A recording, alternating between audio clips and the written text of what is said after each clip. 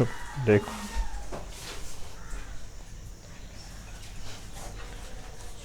Bihar police का जो syllabus change किया है सब तुम्हारा 9th का ही है। जो तुम ग्रामर पढ़ रहे हो वही सारा आता है, समझे? पढ़ो अभी, जिसको जिसको पढ़ना नहीं तभी दिखाएंगे।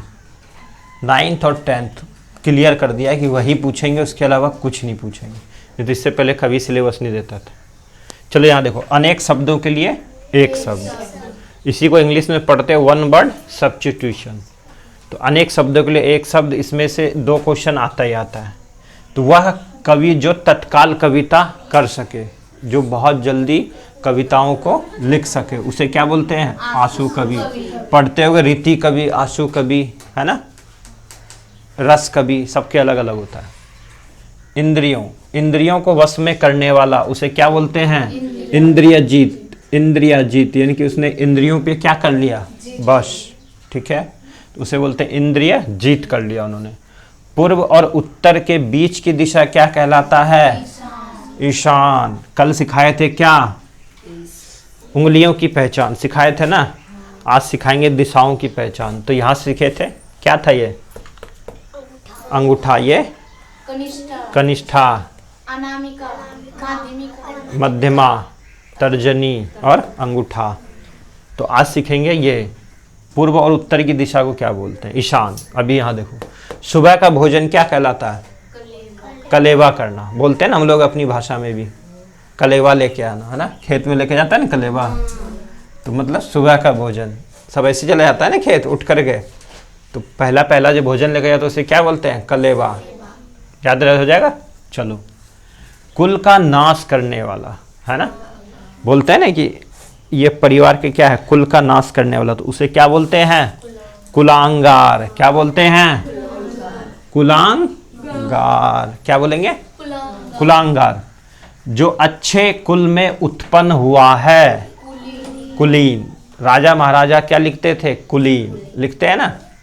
जो अच्छे कुल में उत्पन्न हुआ उसे कुलीन कहते हैं। वह जो किए गए उपकार माने, और ये तुम्हारा 10th में आता ही आता है, वेरी वेरी इंपॉर्टेंट है, ये पूछा गया 2-3 बार। वह जो किए गए उपकार को माने, उसे क्या बोलते हैं? कृतज्ञ। क्या बोलते हैं?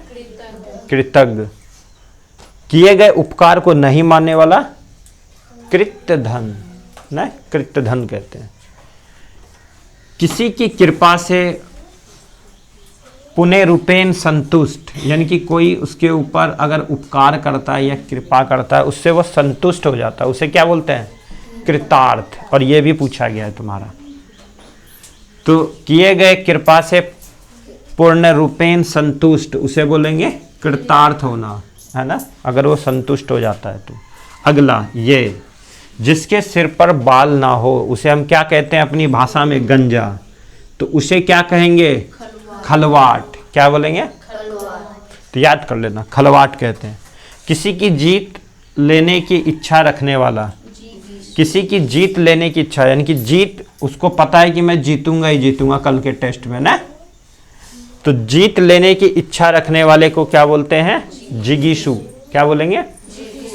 तो ये भावना आता है कभी कि कल हम टेस्ट में प्राइज जीतेंगे ना। तो किसी की जीत लेने की इच्छा, पहले इच्छा होनी चाहिए कि हाँ हम कल जीत ही जाएंगे, तभी तुम जीत सकते हो, उसे क्या कहेंगे? जिगीषु, है ना, जिज्ञासा है उसके अंदर। जैसे तुमने पढ़ा होगा, जानने की इच्छा होती है ना, ये कैसे बनेगा, ये कैसे बनेगा, पहले ये होनी चाहिए जिज्ञासा, तभी तुम जिगीषु बन सकते हो, समझे? तो जानने की इच्छा, पहले सीखने की इच्छा होनी चाहिए, है ना, जिज्ञासा, उसे क्या बोलते हैं? जिज्ञासा ना। तब उसी को क्या बोलेंगे?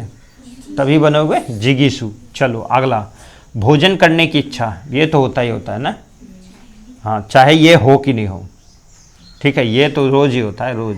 भोजन करने की इच्छा क्या बोलते हैं? जिगित्सा, ठीक है। मरने की इच्छा करने वाला, ये भी होता है ना, हाँ, ये भी होता है, हाँ, ये भी होता है, जाए छू मरे लिया नहीं रहो ना। चलो, तो ये क्या होता है? मरने की इच्छा करने वाले को जिघांसु कहते हैं। क्या बोलते हैं? तो एक ही जैसे शब्द साले, जिगित्सु, जिघत, जिघत्सा, जिघांसु, ठीक है। मरने की इच्छा करने वाले को जिघांसु, जिंदा रहने की इच्छा करने वाले को जिज्जीविषा। जब कोई इंसान तुम देखे हुए किसी लंबी बीमारी से जूझ रहा होता है तो उसके अंदर ये इच्छा हो जाती है, जिंदा रहने की इच्छा, मैं फिर से जी सकूं कहीं, है ना, उसके बोलते हैं जिज्जीविषा, है ना, वो फिर से जीने की इच्छा रखना चाहता है। चलो, बर्तन बनाने वाले को क्या बोलते हैं? ठौसे ठठेरा। तो उसको क्या बोलते हैं? बर्तन बनाने वाले को ना, तो ठौसे ठठेरा। तो बर्तन बनाने वाले क्या बोलते हैं? ठठेरा।